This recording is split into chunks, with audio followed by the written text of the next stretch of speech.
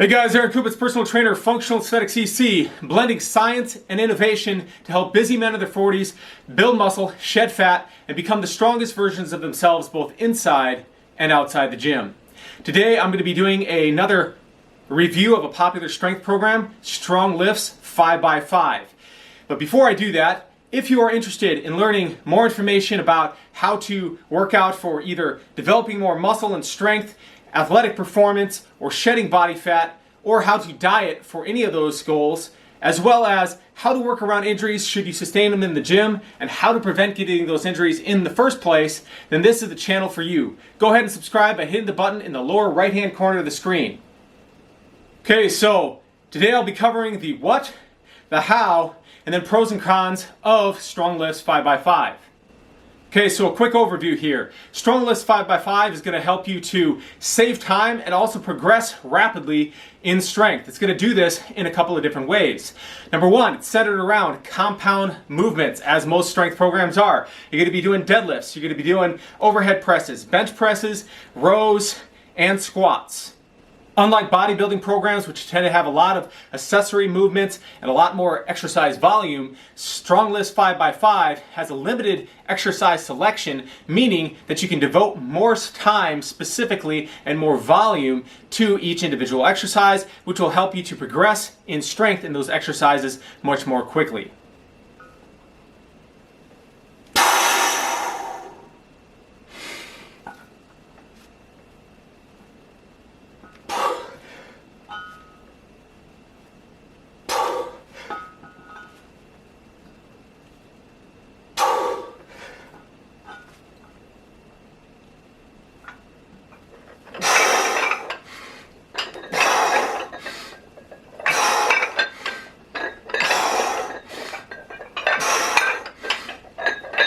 In this program, you're going to work out 3 times a week.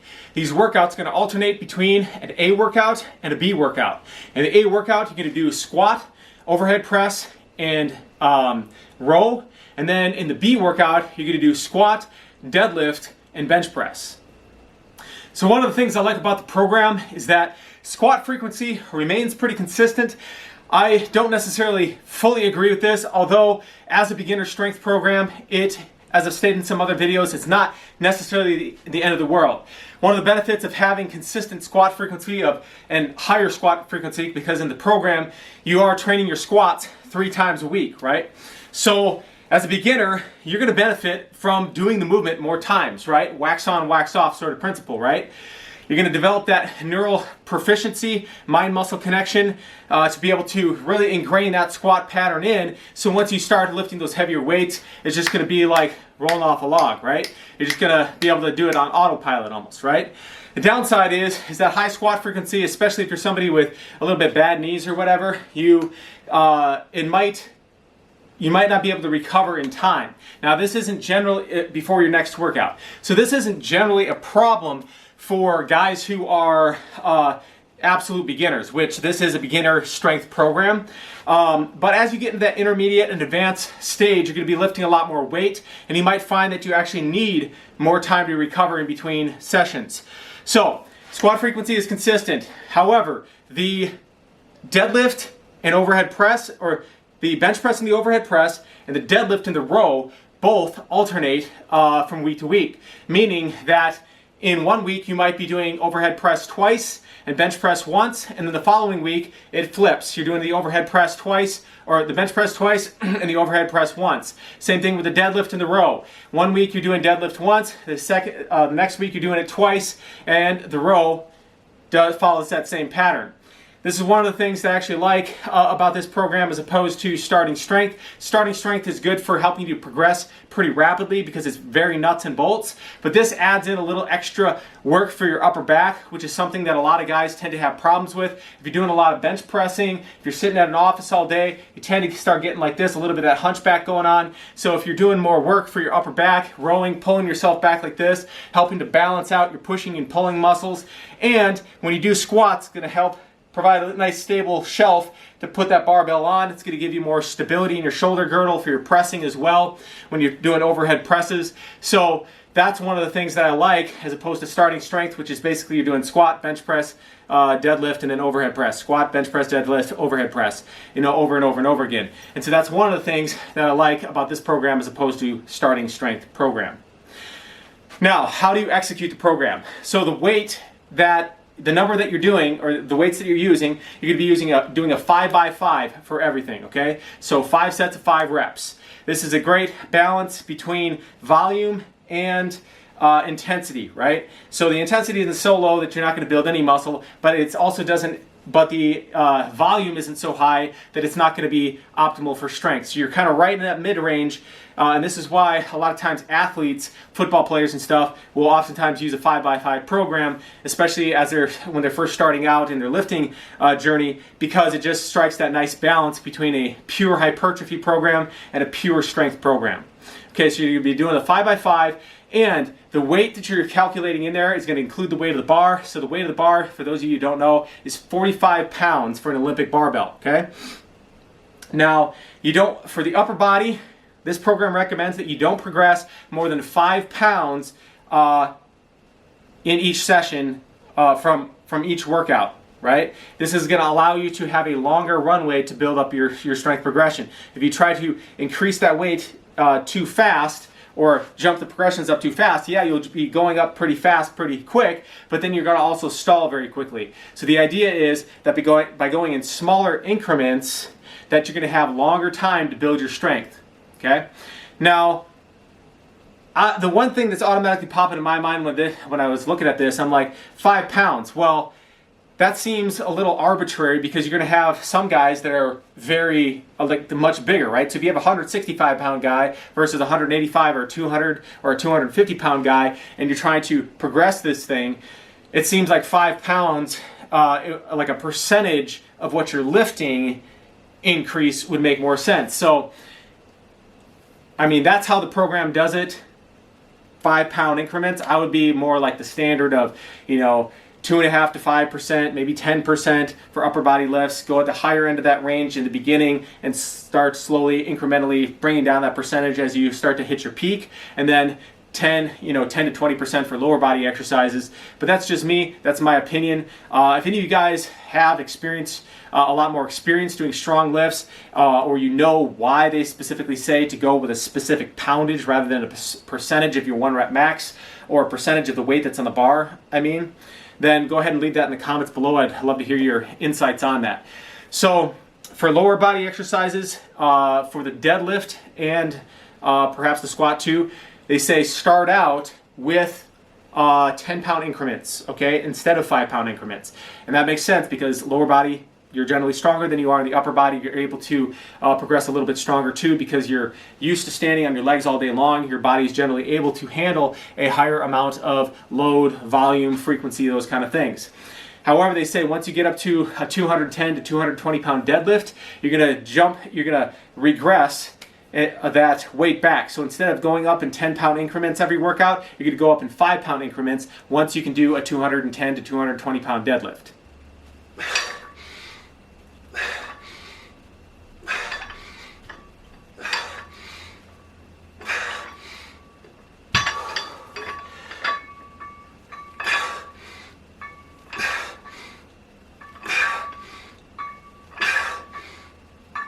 Also, if you're missing reps in your workouts, so you're progressing that weight, but when you added the weight, now you're not able to complete the full 5 reps for that set, then what you're going to do is in the following week or the following workout, you're going to perform with the same amount of weight on that bar. Now, if you go for 3 consecutive workouts where you're missing your reps every single time, then what you want to do is deload, regress that weight back by 10% on that particular lift, and go from there. And then at that point, perhaps you might need to go into a deload, or you might even need to go into a more sophisticated or advanced strength program to break through that plateau. Now, the last thing I'll say about this in terms of the progression, with starting with strong lifts, 5x5, there is no end to the program. After the 12 weeks, you can start that cycle all over again and keep on doing it indefinitely until your strength plateaus, until you stop, making any progress. And then you might want to go back to the drawing board, look at an intermediate strength program or an advanced strength program to help break you out of that sticking point, out of that plateau. Because as you get stronger, if you want to be a competitive powerlifter, if you want to really take your strength and your strength to the next level, then you're going to have to get a little bit more sophisticated with how you do your programming, because as you're hitting your genetic potential, getting closer to your strength ceiling, it becomes harder and harder to progress, and you have to start really paying attention to those fine-tuned details.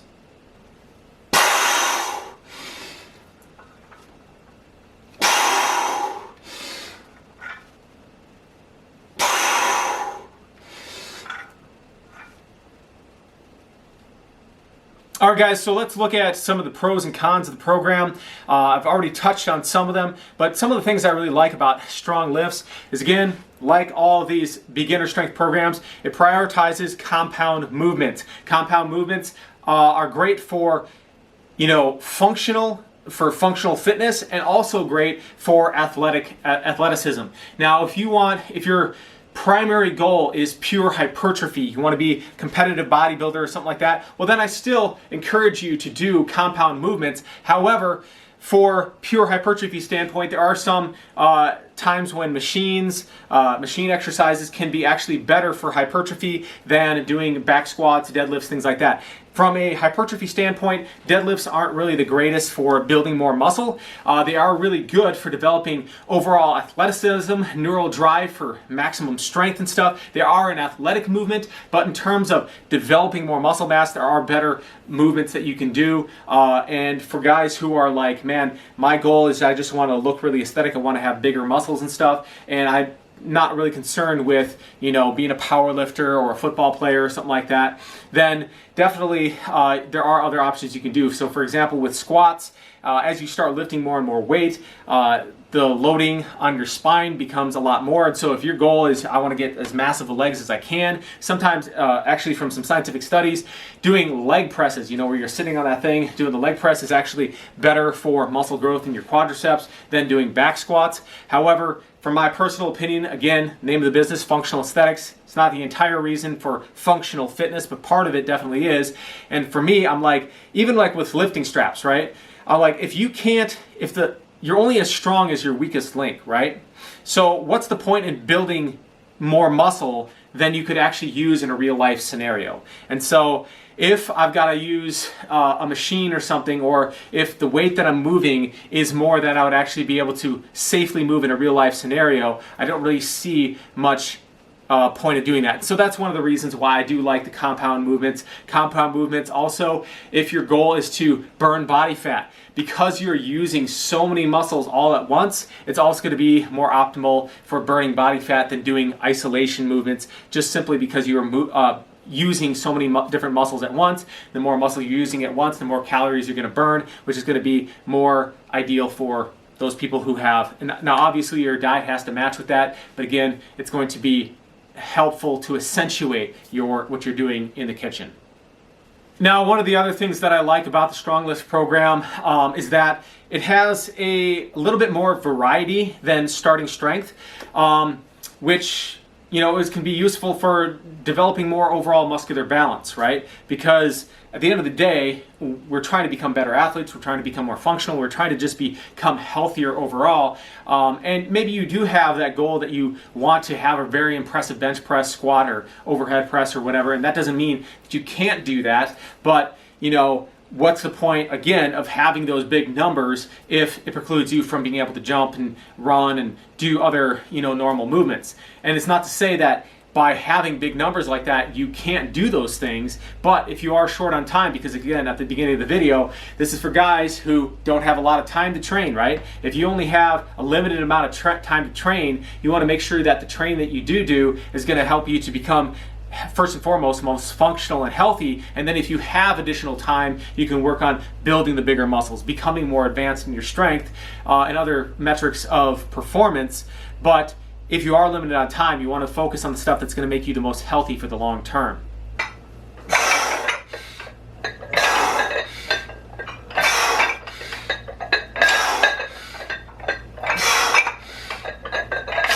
Lastly, as I mentioned earlier in the video, one of the things that I do like about this program as well is that it has a little bit more volume for your upper back.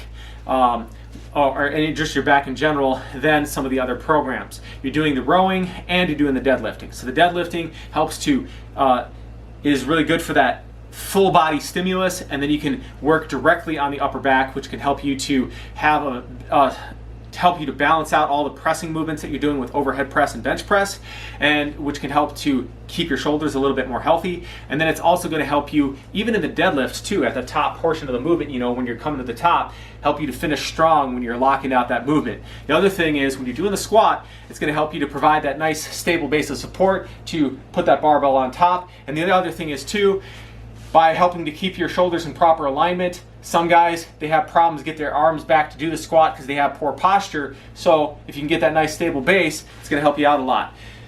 Which also makes me think of something else too in terms of preventing injuries, right?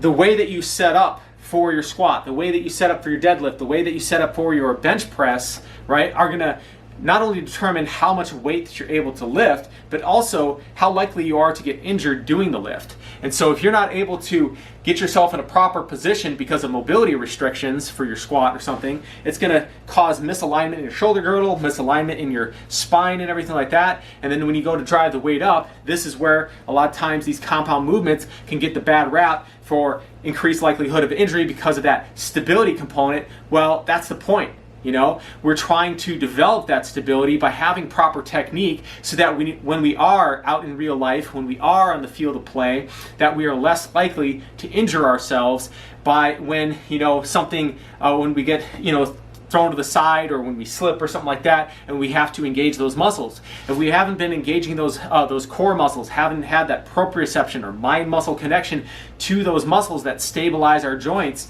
when we're in training, how are we going to expect to do that on the athletic field or in everyday life? Okay, so what about the cons of the program? Honestly, I don't see too many downsides with this program. It is not a bodybuilding program. It is a strength program, so obviously it has a little bit less exercise variety. It has a little bit less exercise volume, but that again is because it is a strength program, not a pure bodybuilding program. And as I said before, it strikes that balance, a nice balance between having enough intensity where you're going to be able to progress efficiently with strength, but also enough volume and exercise variety to also help you to build a little bit of muscle, especially as a newer lifter. Now, one of the things that I would like to see added and incorporated more into this program is a little bit more accessory work, particularly for like your core, your abdominals and stuff. And yes, when you are doing your squats, your compound movements, you are already training some of those muscle groups, right? I actually, when I was growing up, I would do hundreds of sit-ups every night before bed, and when I transitioned into strength training, doing the compound movements, and also having a proper diet, I had better abs and stronger core without doing barely any direct core work than I had done before, and that is a big testament to how powerful incorporating full body movements that require you to stabilize your core under heavy loads can be. Now, obviously, to be able to see those muscles, a big function of that is your diet. You can have all that musculature underneath there, but you're not going to be able to see the abs. They're not going to look strong and stuff if you have too much body fat covering it. But that's a topic for another video here.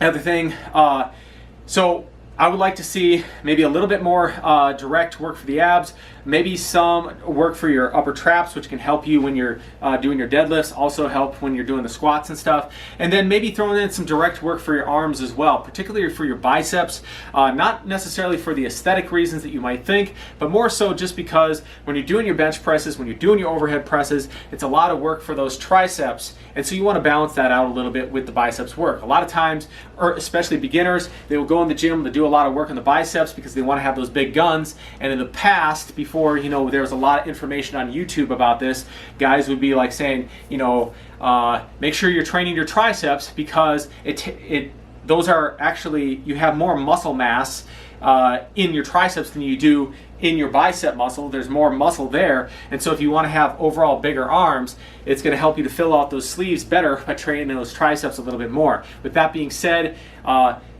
you should always strive for balance in your workouts, and so perhaps adding some chin-ups in here, and maybe alternating. Yeah, well, you're already doing your rows, right, and your deadlifts. So maybe even like once every like 3 to 4 weeks, swapping out the rows with maybe doing some chin-ups, or every other workout, do some chin-ups, do some rows, or maybe even every other set. So maybe you're doing 5 sets of 5 or whatever, and then you're doing your chin-ups, and then the next set you're doing your rows, and then the chin-ups, and then the rows, going back and forth like this, just so you get a little bit more direct work for the biceps in there as well. And then if you have the time, you could periodically also add in more direct isolation works like rope press downs, biceps curls and stuff too after you're done with the workout. But again, as I said, this is a channel we're talking about helping busy guys achieve their results. And so stick to those compound movements. If you have the time and energy after you're done with all those things, then go ahead and do the isolation work. But make sure you're sticking to the stuff that's going to give you the most bang for your buck. Now, one last thing I will say here, and I've said this in most of my strength program reviews, I am a fan of beginners, absolute beginner lifters, to start with a full body strength program, a little bit higher volume, a little bit more exercise variety, lower intensity. So maybe for isolation movements like biceps curls, you're starting off as high as 1, maybe 2 sets of 15 to 20 repetitions in that set. And then progressing from there to sets of 15, 12, 10, 8, right? And then with compound movements, maybe starting off with 10 to 12 repetitions, and then progressing in the weight, and then the repetition starts coming down. And then for things like your rows, your pull-ups, and things like that, those can be a little bit higher repetitions as well. Maybe starting off in that 10 to 15 repetition range, maybe 10 to 12 repetition range for those, and do that for a while until you hit your first plateau where you automatically have to continue increasing the weight. You have to start decreasing the reps, and then that would be the ideal time to transition into a dedicated strength program, which is why in my online program for men in their 40s, Hybrid Strength 101, it's a 16-week strength and conditioning program. You're blending 4 key strength training styles to help these guys to build 5 to 10 pounds of muscle. It's going to help you shed 15 to 20 pounds of body fat in that period of time, and you're also going to become overall more athletic as well. That's why phase 1 of that, we are starting out with that higher volume, lower intensity, full body routines and stuff like that, to help you develop that proficiency. You have better metabolic proficiency, you have better mind-muscle connection, you're ensuring that your technique is proper, and so that once you transition into the next phase, you're really ready to go with that. The other thing is that I've noticed is that if you go directly into a strength training program, particularly if you have a little bit higher body fat percentage when you're doing it, right? If you're a guy who's naturally really skinny, sometimes these lower volume, higher intensity programs can be beneficial for them, simply because you're not expending a ton of energy when you're doing it, which can help. If you're already a guy who struggles to put on weight and stuff, it can help you by really just focusing on getting stronger before you start burning up too much energy with higher volume bodybuilding programs. Now, with that being said, what I usually find is that if people start lifting with really heavy programs right from the beginning, what you get is a really puffy look, right? Because you start building more muscle, but then you're pushing that body fat out. You start looking a little bit more like the Michelin Man rather than like a strong, powerful athlete, right? So this is what, when you're starting out and you're doing full body routines, because the full body routines are also going to burn a little bit more energy while you're doing them, and they're going to help you to just develop that general physical preparedness, overall fitness while you're doing it too, because it's been shown that bodybuilding routines, full body routines, higher volume routines have similar effects on your cardiovascular system to walking, running, other forms of cardio, whereas cardio and those things don't have the same muscle building effects that those do. So if you're short on time, stick to the strength training, and you can also go do the walks and stuff too. I definitely recommend it. It's good for the mind, it's good active recovery, but what's going to give you the most bang for your buck in terms of aesthetics is proper diet combined with the lifting. And so once you've got your body fat percentage down to 15% or below, then it's a good time progressing into more of those dedicated strength programs, which aren't going to use up as much energy.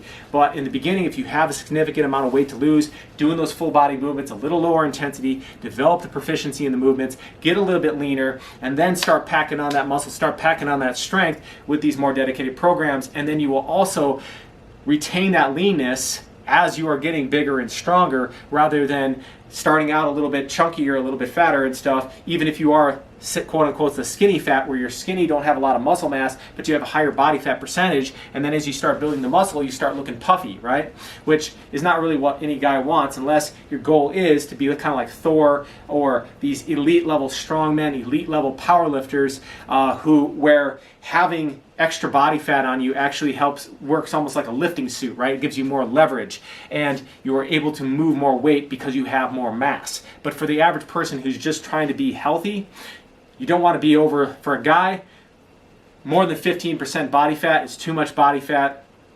And in fact, ideally around 10% body fat is a great place, 10 to 12% body fat is a great place to be for most guys without having to be very deprived and feeling hungry. You're going to be able to perform very well athletically, and you're going to be right in that sweet spot between being able to look fairly decent with your shirt off, and then also be able to perform at your best on the playing field and in life.